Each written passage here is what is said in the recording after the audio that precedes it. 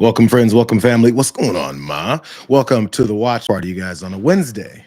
A Wednesday watch party. I can't call it big news because, John kind of has that label under his grasp, but it's still a watch party for a big news type of sort of Wednesday, I guess I could say. Glad you guys are here. Again, I'm sorry. I apologize, you guys. This is a loose version. I'm now 4 minutes late, so I'm catching up. Usually it's been 5 to 7 minutes late. I'm 4 minutes late. I'm creeping closer and closer to noon start time, the way that I told you guys it would be. But I'm glad you guys are here. If you guys are enjoying what we're doing here, of course, you guys have probably already subscribed, but share this damn stream. Let people know what we're doing over here. Grow the party.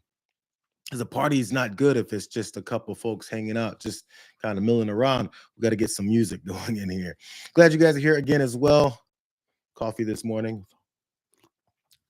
Sorry about that. We got to get flowing. There's many things going on in the world.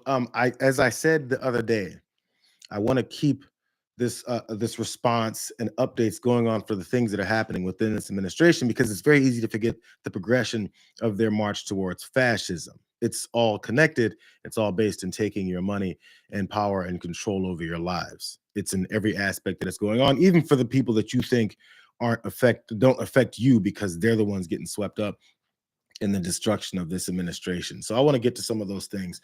But first, good morning, everyone. Pitchforks Dragon, what's going on, brother? May Money in the building. What's up? Oh, the mug I got. What's that? I got the I'm a Man mug. We got this at the Civil Rights Museum up in Tennessee, of course. Yeah. In Memphis, we went to the Lorraine, and it was in there. So many things that you learn there that you already knew, but you didn't know the full details of, because we don't teach that. So thank you for that. Angry Panda, what's going on? Hey, what's up, Ma? See, Mom is here. I guess now I can start. Also, Benjamin Morrow, how you doing? David McGurran, good to see you guys. And Mavra K. By the way, last thing before I actually start on this story. I like the way you guys are starting to, run into the TDR chat. Let them know that we've been going crazy over here, and we're already like an hour deep into the news before they get started. Meg A62, thank you for the super chat. Rolling into TDR from the watch party. Absolutely, we're going to do that right afterwards. But let's go ahead and get to some of these stories, since I've talked enough already. So we got the situation continuing to progress in Los Angeles, and actually in California. And as we've talked before about the military state that this president is installing through his fascist regime as the head of this country, we get a little bit more of a confirmation from the people that are on the ground that are saying exactly that. Let's watch.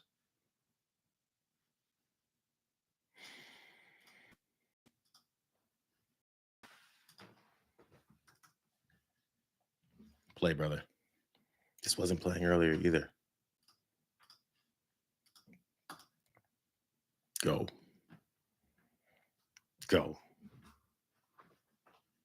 Oh, that sucks. There's something going on with the Hollers page, I believe. I played it for a second ago. Let's see if we can get it going now. I want to get this. I really want to start with this, and this is a really big beginning to this story. It sets up the whole thing for how this actually works. I'm not sure if you guys have seen this, but as ICE agents are marauding through Los Angeles, continuing to sweep people up, there is a military presence that looks like they're in the middle of a foreign war, because they're un-American. That's why they feel like they're in a foreign war with us in this country. Let's see if we can get this started this time.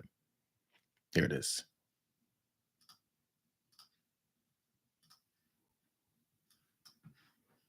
Now let's do it.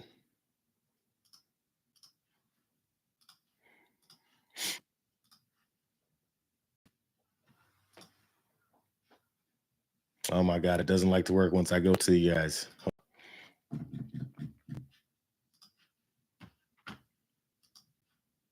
We'll get it. I promise. This has to start with this one. I'm willing to wait on this. Come on.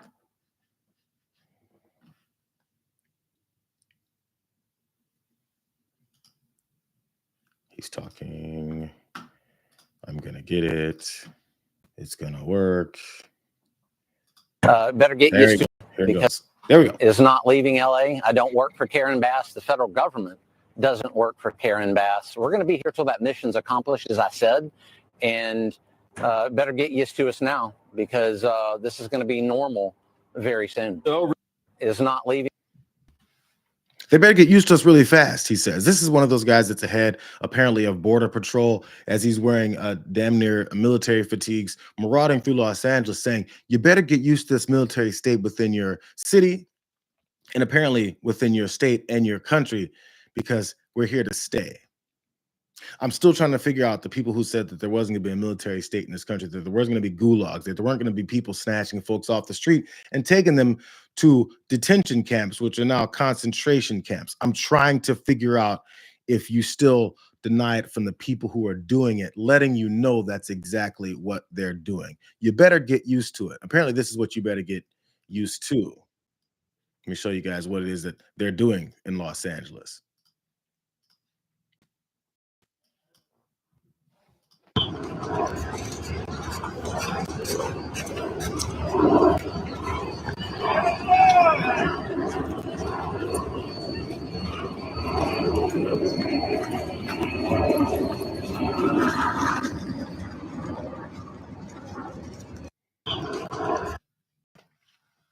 Folks just running through the middle of the park at MacArthur Park, specifically in Los Angeles, military gear, fatigues, long guns, and headgear in case they get caught up in a war against the American citizens in our country, in our city. So that's apparently what you're supposed to get used to. So hell, if you're living in Oklahoma, get used to it. If you're living in New York, get used to it. If you're living in Florida, get used to it. Texas, Alabama, Mississippi, Minnesota, Missouri, get used to it. This guy is trying to take over the entire country with his military state because he is, what do we call that? A fascist. But one person did show up within that whole battle that was going on in MacArthur Park as they surrounded the area, ran through the place, lined up the whole side of the street with all of their agents' vehicles like an invading army. So the mayor of the city, Karen Bass, showed up throughout all the criticism of what's going on with her and said a few things.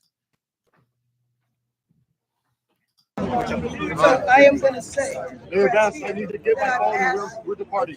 Okay. Karen Bass. Any comment, Mayor Bass? Thank you. Mayor Bass, any comment? Yes, my comment is they need to leave, and they need to leave right now.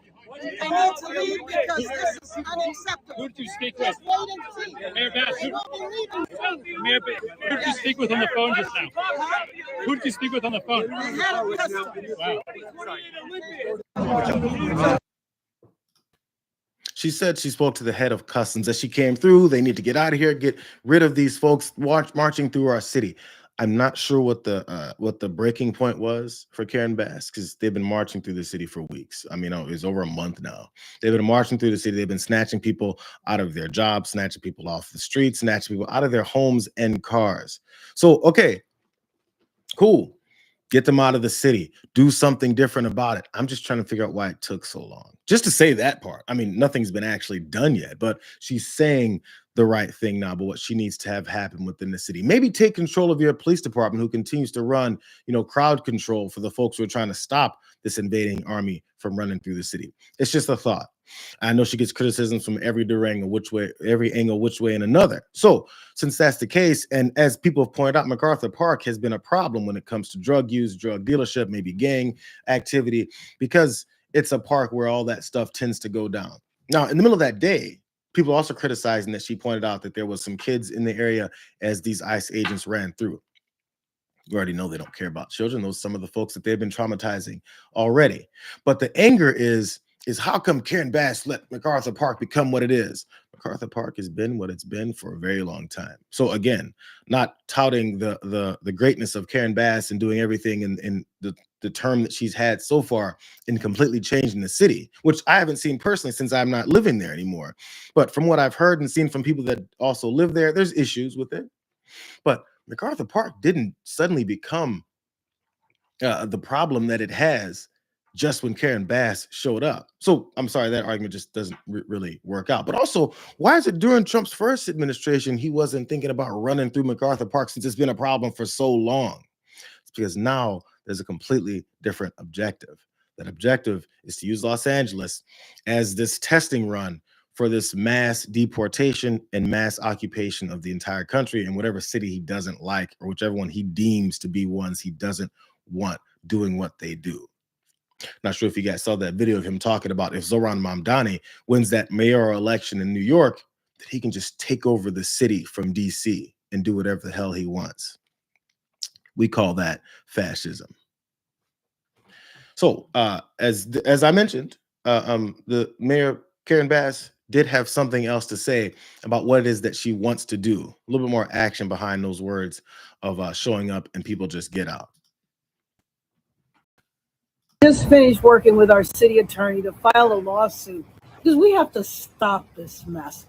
You know, the idea of having troops go through the park and disrupt the children's summer camp or drive through the streets and just pick people off the streets. We don't know if a kidnapping is happening or what.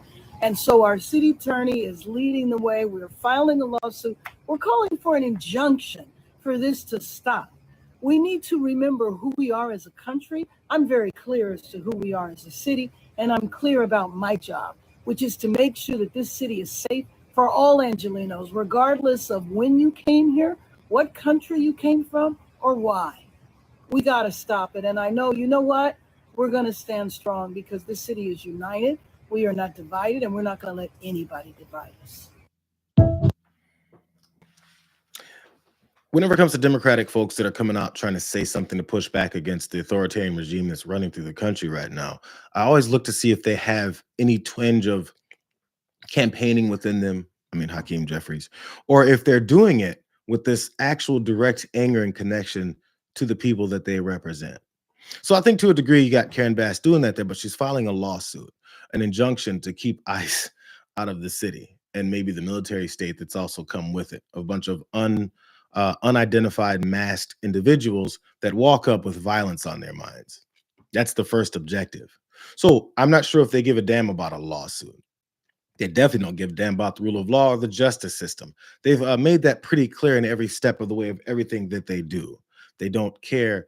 They don't really.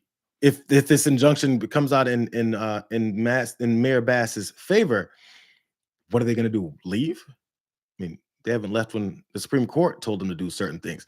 Kilmar Abrego Garcia just got back maybe a week or two ago after the Supreme Court told them what they're supposed to do with that. I don't really care. They're not looking to follow any rule of law. So listen, have we reached that radical point as far as the response that should be given to these types of events? No, it's not a radical response when the first thing that's happening is a radical initiation of this violence. That's the radical part.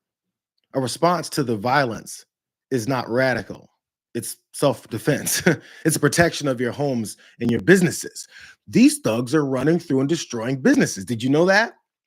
So as we complain about the summer of 20 and then the protests that took place that sparked into riots when there was confrontations with police officers who were beating up protesters over the way that this police state has continued to advance to the point that we are now.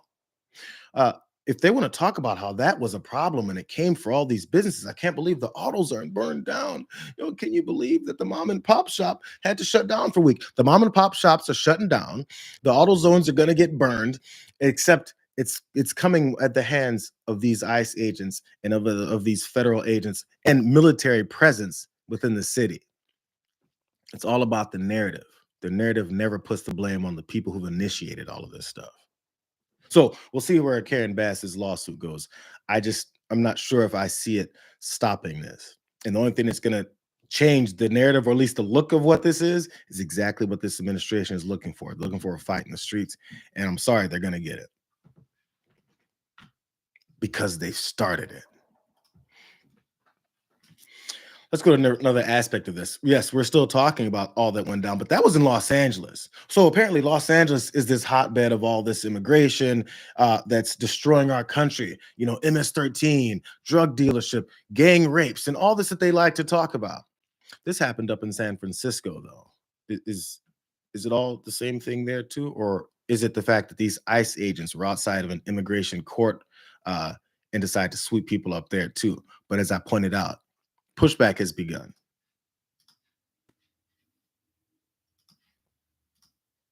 Yeah. Wow. Wow, this is intimidating. Oh my God.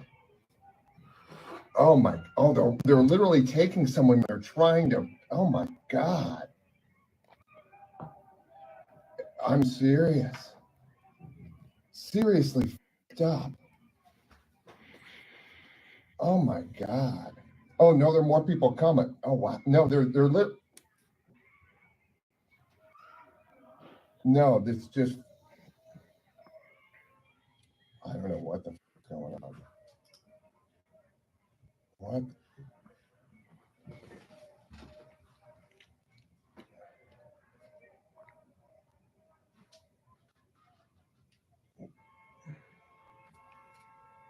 There are people getting in front of the cars. Oh my God, they're running over the people in the cars.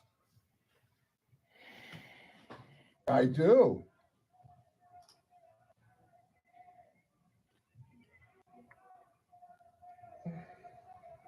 Yeah, and the problem is they're trying to do it downtown on a crowded street. What is it that they're trying to do downtown on a crowded street? Downtown San Francisco. So that man was taking video from an aerial view, probably in a high-rise building there, and was noticing these agents littered across the streets, pulling people out of immigration court proceedings. At least that was reported where that was and how that all went down. But it got much worse. So as folks started crowding around that car after they violently snatched someone off the streets and slammed them into that car, and then folks decided to stand up for them, things got much worse. And it's exactly, again, as I point out, what they're looking for. That's why they're in there with all this military gear, because they want this fight that they keep starting.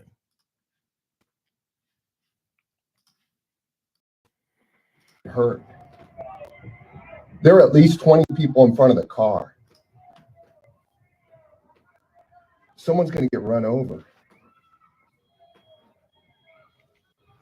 Wow, someone's hanging off the car. Oh my God.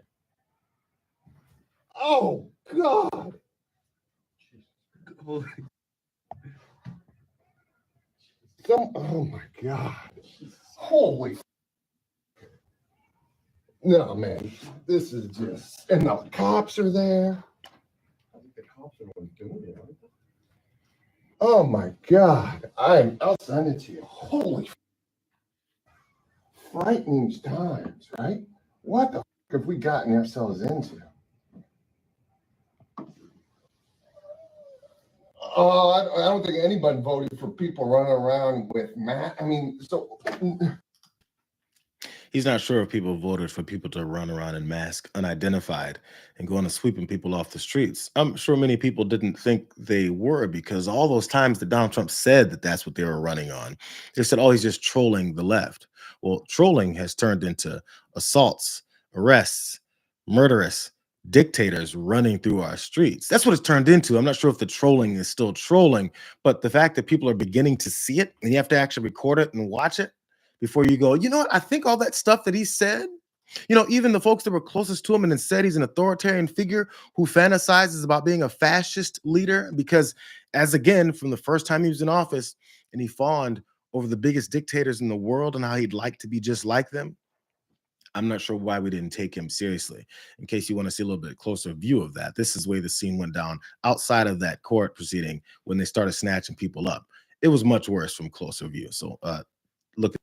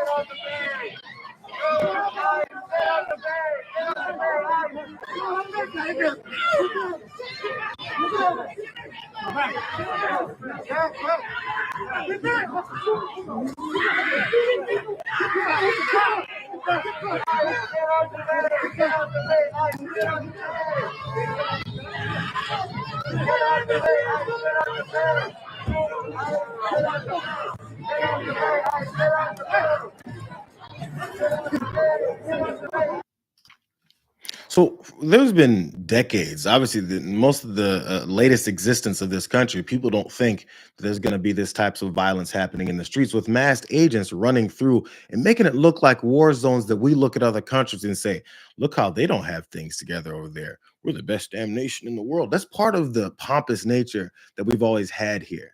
Oh, look at those folks fighting in the streets in that country. Man, their leadership really sucks. Look at that dictator victimizing his own people as he walks around and says everything is great. We used to say those things all the times about other countries.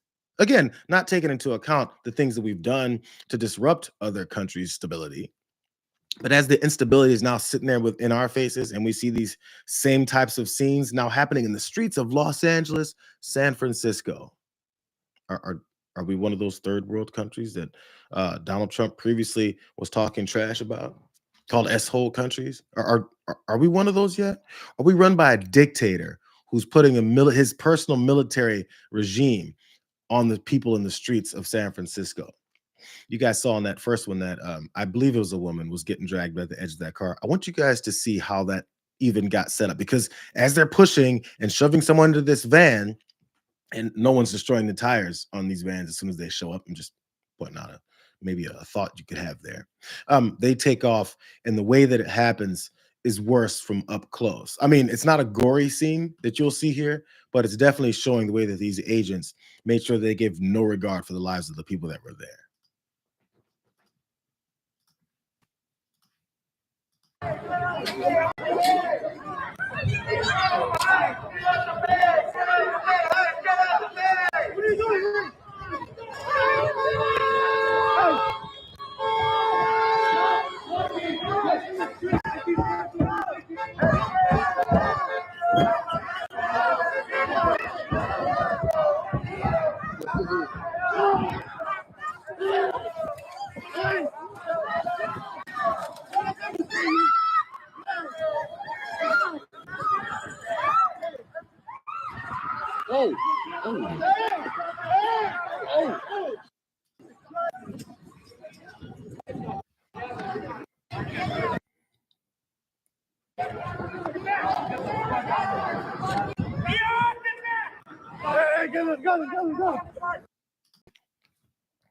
Just dragging people on the streets. And I'm sure they'll say, you shouldn't have gotten in front of the van. You shouldn't be protesting, because this is the United States of America, where when dictators come, we bow down to them.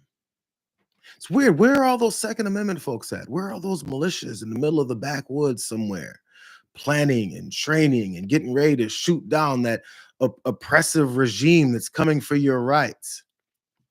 Well, I guess they have to wait until they get to Tennessee and Alabama and Louisiana. I'm sorry, they're already there, because that's where they're moving people around. That's where they're setting up their detention centers, because they figure you're going to be great with that. We should look at a little bit of history and understand the way that the Nazis also set up their concentration camps and their death chambers right in people's neighborhoods, right under their noses. But folks that didn't understand, or maybe didn't want to see what was going on, and later took a tour and found out what was going on, were appalled. So now it's 2025. We can see it as it's happening in real time. Just waiting for those Second Amendment folks to show up. And by the way, when there will be some of those Second Amendment folks showing up, they're going to be called libtards that are now carrying guns. Look at the violence that they're carrying out. It's the way they're going to switch that up. And by the way, in case you guys are waiting for the guy to get ready to take away your guns, this might be the best chance of a president that we'll have in office looking to take away people's right to bear arms, especially if those arms begin to be used against these agents. There's reasons why they have all this bulletproof vests on and all this tactical gear, because they've ignited a fire here, and they're going to act like it's not their fault. As again, they take 50-year-old gardeners off the streets, 60-year-old ladies selling fruit, because that is the plan from the beginning. So don't look for those violent criminals anymore that they were talking about. So that was in front of an immigration office. It's happening in everyday life too. Everyday life, wherever you may go. You know, there's supposed to be this right to having medical care, maybe taking care of yourself. There's ICE agents running up in medical offices. I saw this also on the Tennessee Holler. Again, I don't have to ask the question, but some people, yes, they did vote for this.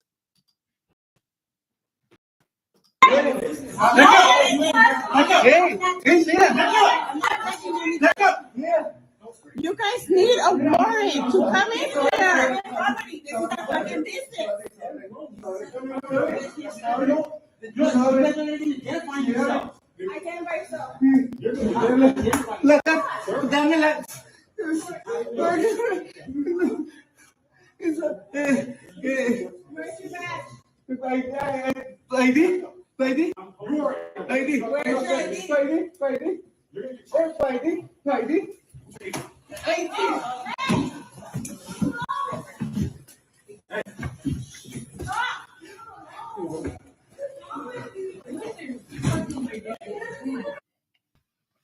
Can't show up to medical treatments, can't show up to your doctor's appointments because you'll have armed agents strong arming you out of there. Have no idea what the reasons why you're at that medical facility.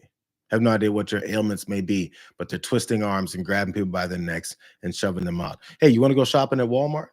Maybe you want to shop at Walmart, that discount store that's raising their prices because of this president's tariffs.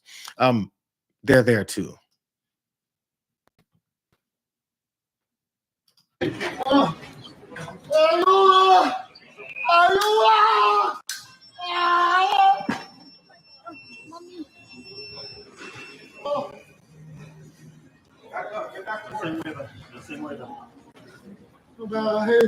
Get back to work. I need you to leave. This is private property. Escort her You out. need me to leave? Yeah. Why? Escort her. Yeah.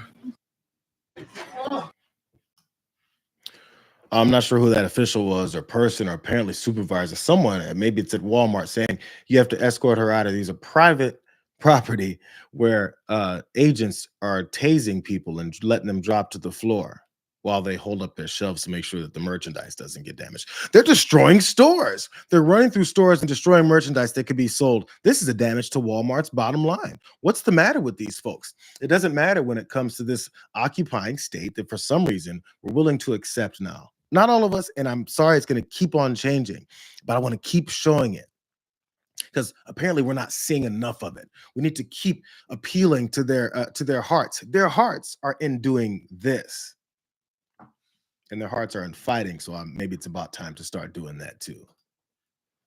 They can cry and complain about it. And this is the other part, because I brought up Jessica Tarlov. Jessica Tarlov was talking about how this is actually not very good policy because of polling and approval numbers and all that stuff. And she makes great arguments when it comes to this stuff. But she's still operating in this mindset that this isn't an occupying force and that this is not a dictatorship, a wannabe dictator. He's still trying to get there, but he's definitely a fascist. Here's Jessica Tarlov.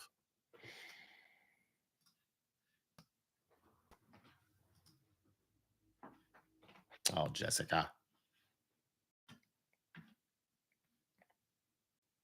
Here she goes. It's only these Tennessee Holler videos. What's going on with them?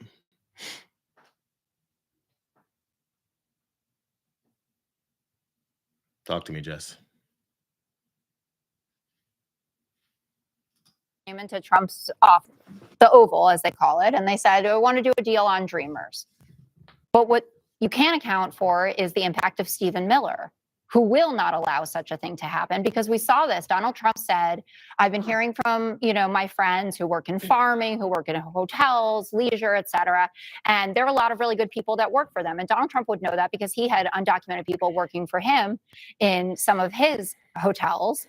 And then Stephen Miller got involved and he said, actually, no, we can't have any exemptions for anyone. This is mass deportation no matter what. And a lot of these people, Black and brown Americans, on the immigration issue certainly supported Donald Trump, but his approval rating on those issues has been going down steadily since they've seen what this is. Quinnipiac, 41% approval, 57% disapproval, only 39% approval on deportations. And what they're hearing is that stories of how people are being picked up from things like immigration court, Home Depots. There was a story about a San Antonio area ICE detention center, a huge spike in 911 calls from people who have been detained there, reporting increased suicide attempts and sexual abuse. What is going on with this immigration policy is not what people showed up on November 5th for. Again, The bottom line has to be then, so what are they doing about it? I mean, there's these numbers behind who's for it and who's against it, and all these MAGA folks aren't actually for it, but we have to butter them up before they actually want to do something else about it or call them good people. Hey, act like good people and start opposing this rather than saying, well, maybe, I mean, outside chance. I mean, what if maybe, but I mean, he was selling fruit though. Until that happens, I don't care. You're on the side of the fascists. You're on the side of the folks that you voted for. Maybe because your ego or your pride won't let you admit it's time to turn this around and fight back, because eventually they will still come for you. It's all the same stuff we've always heard throughout history, but for some reason we've been above it. That is until we were a part of continuing to facilitate that here. This is long coming. All of the hate, by the way, back in after 9/11, and there was all this anti-Islamophobic hate and all that. There's reasons why people were fighting against all those terms and the way people used these things, because it continues to build this idea from so many more people that you can be hateful because of the color of someone's skin. Look at the way they're talking about Zohran Mamdani right now. The basis for that then leads to violence. It leads to maybe someone getting in power based on that violent promise and then doing things like this. But then now suddenly no one voted for it. Now no one wants it. But they do have a plan in place. There's a reason why they do it, and there's a reason why they don't care what anybody thinks about it anymore. And there's also reasons why Stephen Miller, as Tarov pointed out there from the beginning, wants 3,000 people arrested a day. It has nothing to do with violent immigrant aliens that they like to talk about. It has to do with exactly what Brooke Rollins said in front of this podium with absolutely no shame whatsoever. Single day. The second thing, to your question about mass deportations, the president and I have spoken about that once or twice, and he has always been of the mindset that at the end of the day, the promise to America to ensure that we have a 100% American workforce stands, but we must be strategic in how we are implementing the mass deportation so as not to compromise our food supply. Ultimately, the answer on this is automation, also some reform within the current governing structure. And then also, when you think about, there are 34 million able-bodied adults in our Medicaid program. There are plenty of workers in America, but we just have to make sure we're not compromising today, especially in the context of everything we're thinking about right now. So no amnesty under any circumstances. Mass deportations continue, but in a strategic and intentional way as we move our workforce toward more automation and toward a 100% American workforce single day. The second thing, to your as they move the workforce to 100% automation and also American workers. Where will they find these American workers that apparently will take over? Because as we've seen, as to not disrupt our food supply chain, she pointed out. In other words, an admission that the folks that they're snatching off of farms and taking off of the streets and in their homes and cars and places of work, construction sites and all that, to make sure we fulfill those jobs that we've been underpaying people for because of their undocumented status, we need to replace them with other desperate people. And the one way to get 34 million new desperate people is by calling them all lazy Medicaid users, that in order for them to get their health care, maybe you might want to work on a farm. Maybe you want to help build this construction site. You've been lazy long enough. I'm sorry, you only work in a certain number of hours, or there's nothing really that much wrong with your leg. Hey, what about those chronic migraines that you get? None of those matter, because what we need you to do is work for us. There's this elitist upper class oligarch crew that stepped in, and they're saying it right in front of your face. They said it when we were campaigning. Are you listening this time? Are we listening now? Brooke Rollins just told you. Matter of fact, the guy whose ass she likes to kiss all the time, he said even more stark terms what he really wants to do with these folks. So these are the Medicaid, apparently American Medicaid users are going to become your farm workers to take the place of the folks that they're sending to detention centers. Concentration camps. And sometimes they might need them to still work those farms too. So the president has thought of that too. And I want you to think about the language he uses here and the way he wants these farmers to continue to survive. Nothing to do with the workers' lives of their lives and how they're going, but the way the farmers need to use them. The idea of finding some way to get farm workforce and service sector workforce. And I think you've discussed somehow a program of people leaving on a sponsorship and coming right back. Can you give us a little more detail about that and why, in the view of some hardliners, it's not amnesty? Take care of our farmers and hotel workers and various other people. And we're working on it right now. And Ron's going to be involved, and you're involved already. So we have a case, a lot of cases where ICE will go into a farm. And these are guys working there for 10, 15 years, no problem. The farmers know them. We're going to put, it's called farmer responsibility or owner responsibility, where they're going to be largely responsible for these people. And they know these people. They've worked on the farms for 15 years, and all of a sudden, so I have a great, Ron does, Christy does, we have a great feeling for the farmer and for others in the same position. And we're going to give them responsibility for people. And we're going to have a system of signing them up so they don't have to go. They can be here legally. They can pay taxes and everything. They're not getting citizenship, but they get other things. And the farmers need them to do the work. Without those people, you're not going to be able to run your farm. And what we'll do is we'll start to let these farmer ownership groups begin to build small huts along their property where they can house their workers so that they can continue to work at any time that they need them to, so we can continue our food supply chain going. And then anytime those workers get out of line, we're going to allow those farmer owners to do whatever they want to, and to continue to keep them in line. But they've already promised me that they've worked with these folks for 10 to 15 years, so they already trust them. They're some of the good ones. We can put them in particular positions closer to the farmer owners where they're trusted more, and they won't necessarily lash out and get violent. But the strong, bigger ones, we can put them out in the fields where they can work for very little to nothing, and by the way, still tax them. They won't be citizens. They won't be complete citizens. They won't even be complete humans. This sounds very effing familiar. So where is this guy trying to take America back to? To the same place that this party's always talked about it never was. Like I said, it's the way these politicians have always talked. Do you remember Nikki Haley was asked about the legacy of enslaving people in this country? And she goes, I don't want to talk about that. I mean, I think that's a nefarious thought process to go. I don't think we should connect things to our enslaving past in this country. When you don't address the past, you continue to do it. They just shift it. In fact, I found this, I believe she's an Instagram user. Her tag name is Amanda's Mild Takes, and she's great. She broke down exactly what I'm saying in probably better terms than I'm saying, but I think you guys are picking up what I'm laying down. I want you guys to see what she's talking about and the clear direction that this is supposed to be going. It's illegal in America. The biggest reasons that people aren't really talking about why the federal government is so focused on arresting 3,000 immigrants a day. Most people think the 13th Amendment abolished slavery in America. That's not real. Let's read it. Neither slavery nor involuntary servitude, except as punishment for crime whereof the party shall have been duly convicted, shall exist within the United States. So what does that mean? You can't have slavery anywhere except prisons. This is why the Jim Crow South almost immediately got chain gangs, why Black men continue to be imprisoned at much higher rates than the rest of the American community. But that is ending. Social programs that have reduced the number of juveniles sent into the prison pipeline means that our prison population is about to fall off a cliff, a 60% reduction since 2009. That's a lot of empty jails and a lot of people no longer doing slave labor in those empty jails. So they're going to put immigrants in them.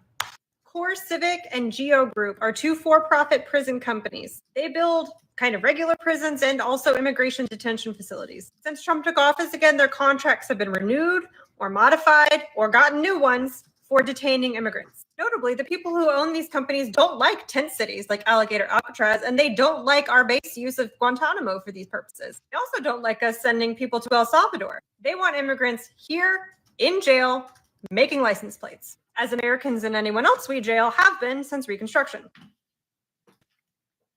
All we gotta do is pay attention. That's just part one. She has more to say, but think about that. So obviously, we've always known this. Black folks and brown folks and anyone that's been affected have always known this in this country. It's a shift from a certain kind of enslaving people to a different kind of enslaving people. And she pointed out right there in the amendment that she read.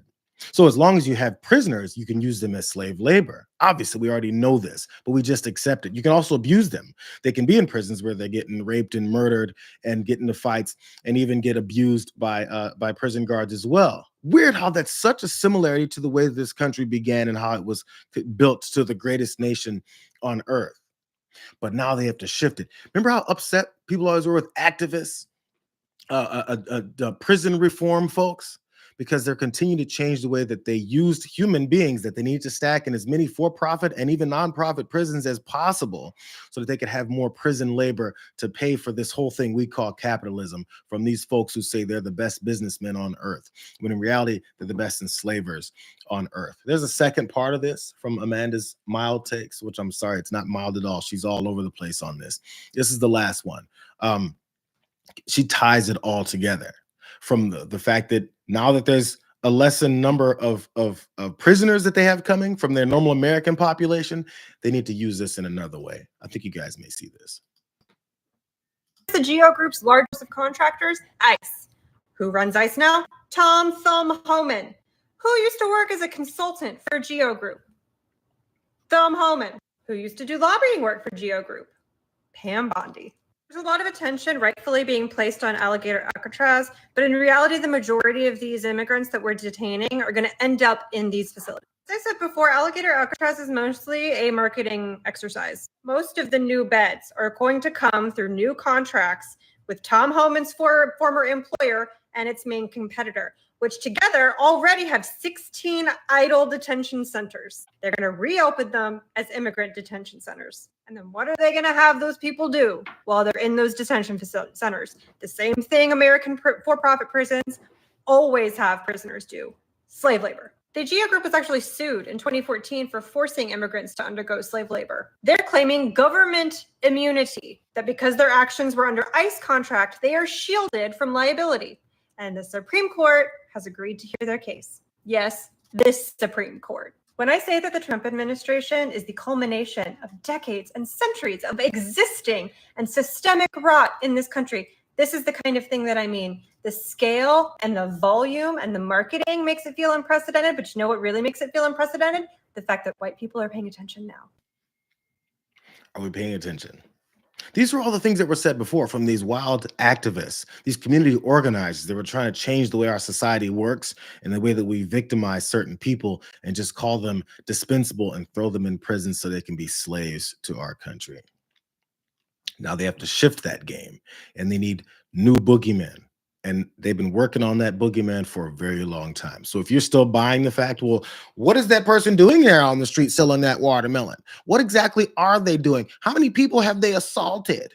As you're then passing up your priests that have assaulted your children, your other pastors and churchgoers, your neighbor down the street that you let your kid play over at his house. Those guys, again, as stats actually show, are the ones that are committing the majority of the crimes in this country. But, you know, we need trans folks to be the scary people.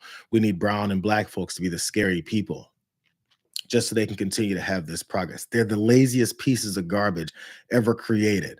They're violent, savage individuals. And this is their plan. And when they're in power, they don't care about your life. When your kid gets shot in the school, as we've seen for decades, they don't care. They don't care. I got one other story to talk about. That went way too long. But you know what? Yeah, I think it was necessary. Sometimes we need to see what's happening right in front of us. And for the folks that we've always said weren't really on the right path, or maybe had Trump derangement syndrome and you just hate Trump because you hate him. I hate Donald Trump because he hates this country and he's targeting people that look just like me. He's targeting people that don't look like me. He's targeting anybody that isn't helping him continue his dictatorial run. That's what the F he is. Speaking of Donald Trump, we're still talking about Jeffrey Epstein, and he has a problem with that. He has a really big problem with people talking about Jeffrey Epstein. I think you might be able to figure out why. Your memo and release yesterday on Jeffrey Epstein, it left some lingering mysteries. One of the biggest ones is whether he ever worked for an American or foreign intelligence agency. The former labor secretary, who was Miami U.S. Attorney Alex Acosta, he allegedly said that he did work for an intelligence agency. So could you resolve whether or not he did? And also, could you say why there was a minute missing from the jailhouse tape on the night of his death? Yeah, sure. Could I just Are you still talking about Jeffrey Epstein? This guy's been talked about for years. You're asking, we have Texas, we have this, we have all of the things. And are people still talking about this guy, this creep? That is unbelievable. Do you want to waste the time and do you feel like answering? I don't mind answering. I mean, I can't believe you're asking a question on Epstein at a time like this where we're having some of the greatest success and also tragedy with what happened in Texas. It just seems like a desecration, but you go ahead. What an offensive piece of trash. It's a desecration to talk about how you're on the Epstein's flight and client list that you talked about consistently until right now when it's finally staring you in the face and you've given all kinds of excuses and you've led your people like Pam Bondi and Cash Patel to continue to cover it up. But now he wants to use those dead kids in Texas as cover for his ass. The worst of the worst. Wouldn't even let Pam Bondi answer it first. And he asked her again, are you sure you want to answer that question? Because you might accidentally say something that I don't want you to say. But she answered anyway. And guess what? She didn't make it any better. In February, an interview on Fox, and it's been getting a lot of attention because I said, I was asked a question about the client list. And my response was, it's sitting on my desk to be reviewed, meaning the file along with the JFK, MLK files as well. That's what I meant by that. Also, to the tens of thousands of video, they turned out to be child porn downloaded by that disgusting Jeffrey Epstein. Child porn is what they were. Never going to be released, never going to see the light of day. To him being an agent, I have no knowledge about that. We can get back to you on that.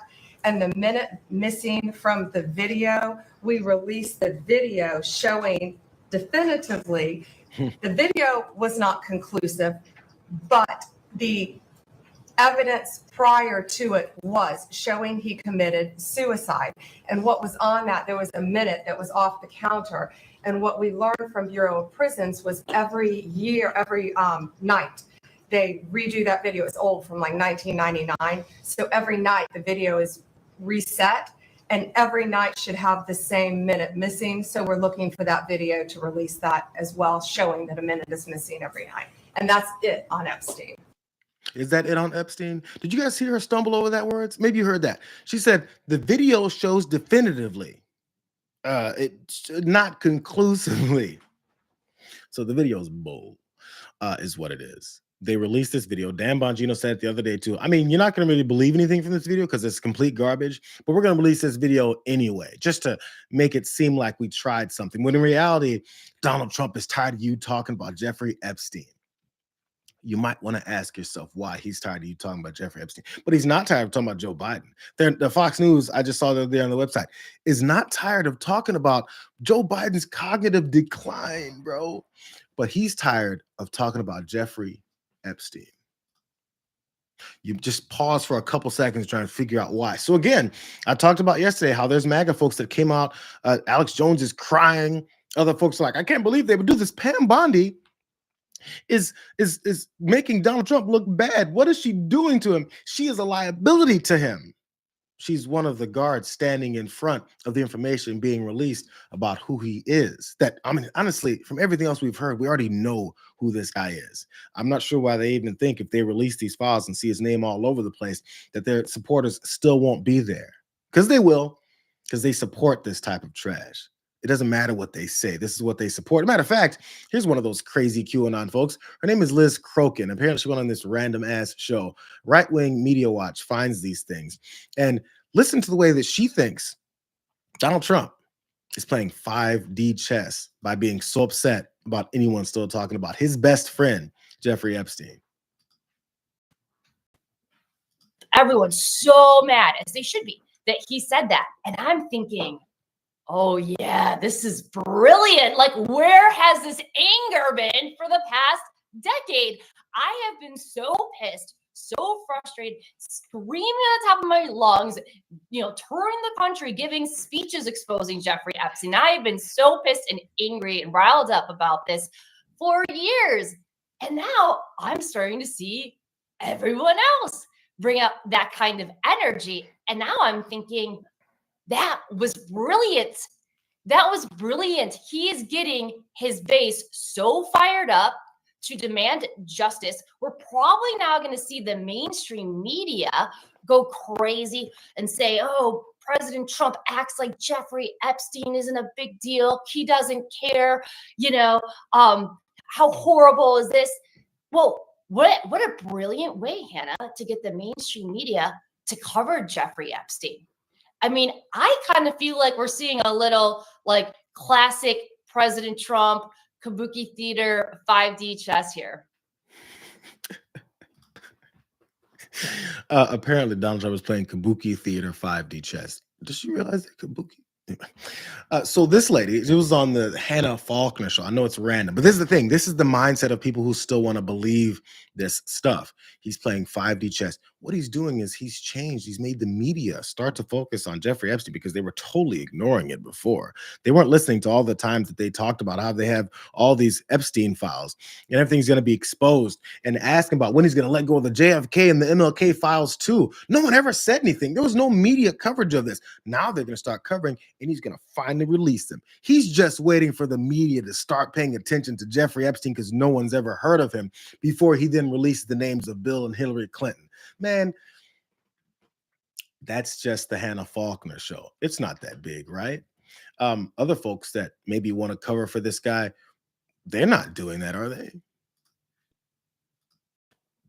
We now have the answers. And the problem is this.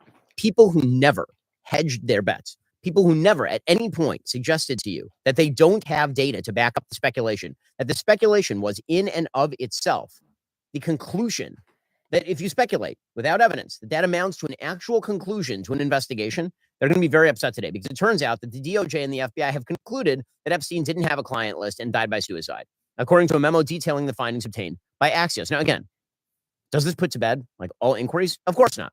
People can continue to speculate as much as they want. And I think there's still open questions here regarding how did Epstein make his money? But that's a very serious open question. And the speculation for a long time was he made his money from blackmail. But the DOJ and the FBI, again, run by people like Dan Bongino and Kash Patel and Pam Bondi are telling you, I'm not telling you, they're telling you, people who are members of the Trump administration, people you elected and put into these positions to get you the truth on this matter, are telling you that he didn't, in fact, he was not murdered. He did not keep a client list. And he did not blackmail powerful figures. Okay, right? That is the thing that they are saying, not I. They are saying this. If you're willing to throw that over and claim they're lying, then I'd like to see you present your evidence that they are in fact lying. Because I know Dan. I don't think that Dan Bongino is lying to me. I know Kash Patel a little bit. I don't think Kash Patel is lying to me. I don't think these people are lying to me. Which means that if somebody else continues to claim that they're lying, they ought to provide their evidence at this point. And now is the point at which the facts on the ground have changed. And so either you ought to shift your opinion based on the facts that have now emerged, or you ought to acknowledge that this was never a fact-based inquiry in the first place. What? Wait, the facts on the ground have changed from the folks who said the facts on the ground before were the complete opposite of that. Yo, listen, Ben Shapiro believes Pam Bondi and Kash Patel and Dan Bongino because he kind of knows them a little bit. I'm sorry, he knows Dan Bongino, but he only knows Kash Patel a little. So believe Ben Shapiro when he says, they just told me the facts on the ground have changed. So unless you can prove without all the evidence that they say they have, if you can't prove it, then it must be just believe whatever the hell it is that they say, despite what they've been saying. Not before they got into office, once she was in position of power, said she has the damn thing on her desk. So where did it go? The facts on the grounds have changed. Understand how they do things like that. So people who want to listen to him would sit and go, the facts on the grounds have changed. Have you guys known that the facts on the ground have changed? What facts have changed on the ground, and what evidence did they provide to let you know that the facts have changed? It's strictly based on them saying, I just said the facts on the ground have changed, when the facts have not changed at all. What's changed is their commitment to reveal the information, because that information has types of things in it that they don't want you to see nor hear about. I know we're about to go over, but I have a couple more things to talk about with this. So if you guys hang on, I'd love it. One of those people that Ben Shapiro says he trusts and he knows a little bit is Kash Patel. I played a video of him yesterday talking about how the FBI director back in 2023 talking to Glenn Beck about how the FBI director is the person who would have this information, and if he's not releasing it, he's covering it up before he was the FBI director. So there's a little bit more of that conversation that I also discovered, and I was like, this fits perfectly for the guy that Ben Shapiro trusts with this information and how the facts on the ground have changed. Watch how he still talks about this further from that conversation with Glenn Beck. Like the manifesto from the Nashville school shooting Yes. of the Catholic school. Yeah. We still haven't seen that, right? It's not the Nashville police or PD saying we don't want this out. The FBI airmailed into that operation and said this is not getting out. Because they do that because this is another government gangster operation. All these local law enforcement communities get funding from the DOJ and FBI for local programs. And if you don't cooperate, you're not getting your $1 million for this, and you're not getting and that's a lot of money to these local districts. That's how they play the game. That's why you don't have a black book. You don't have Jeffrey Epstein's black book because the FBI presses on local law enforcement, whoever may have any kind of control, and threatens their funding so that they'll do as they say. This before he got into this position. So why is it still happening now? He's telling you guys the game. We've heard Donald Trump talk about how he wants to throw on the fact that anything that's funded that he doesn't like, he'll pull that funding so he can affect their decision-making and the way that they run their agencies going forward. He's telling the game right there. That was in 2023. So now that he's in power, and as he said, has access to this stuff, he's not providing it. And apparently he's leaning on folks to make sure that they don't either. One last part about this. Kash Patel continues to show everybody and tell everybody what it is that they're doing now. But previous to this, he was talking about it before. So this is what he wanted Donald Trump to do before he got his eyes on the whatever files that they're now hiding. This is what he says Donald Trump should have done. Watch this. So, but the book, it's not just sitting. I mean, that's Hoover power times 10. And to me, that's a thing I think President Trump should run on. On day one, roll out the black book. Day one. And not just that. On day one, roll out all of the text messaging communications we were told were deleted. On day one, play the rest of the video of the pipe bomber. On day, one of the reforms I talk about in government gangsters is you need a central node to be continuously declassifying. This is another thing they do. They overclassify. And I'm telling you, as a former number 2 in the IC, they overclassify 50% of the stuff there to protect the deep state. Oh, no, you can't see that. Nothing to see here. Gina was a master at it, of doing it. And we still haven't seen half of the Russiagate report that we wrote. Still under lock and key. On how the ICA was originally constructed. We put 10,000 man hours against John Brennan's team that did it. And we found out why they came up with their bogus conclusion. But we couldn't sell it to the world because we couldn't talk about it. And the government gangsters came in and buried it.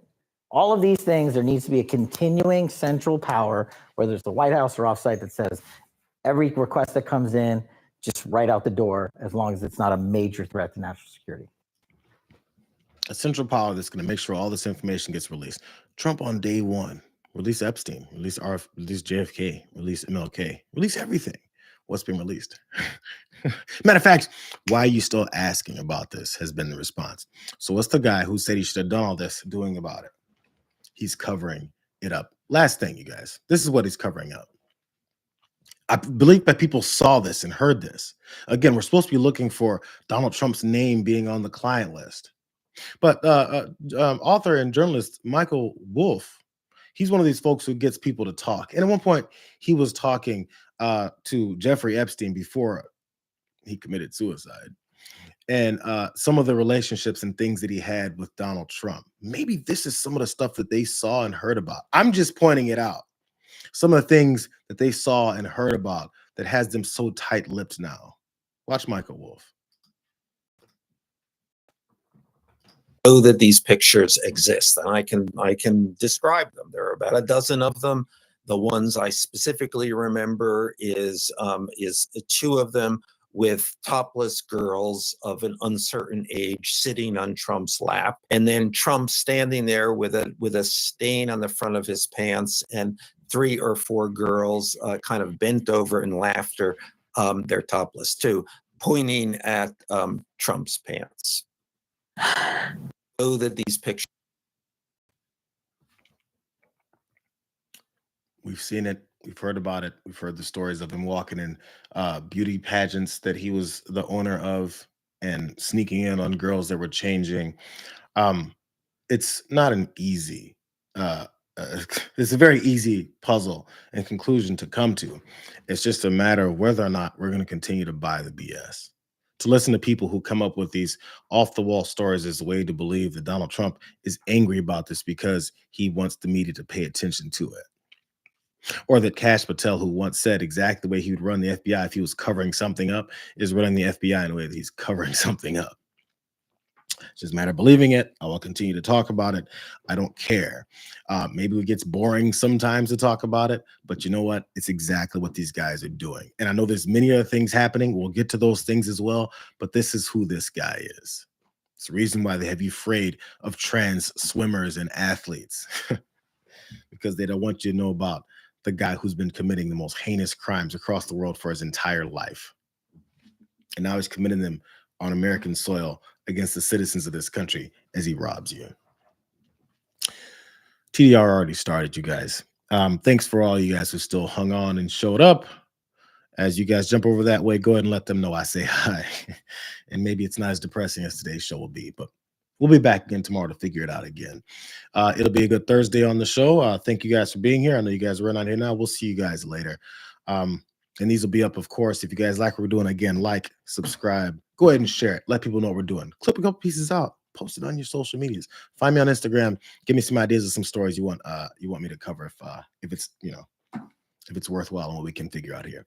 Again, happy Wednesday. See you guys.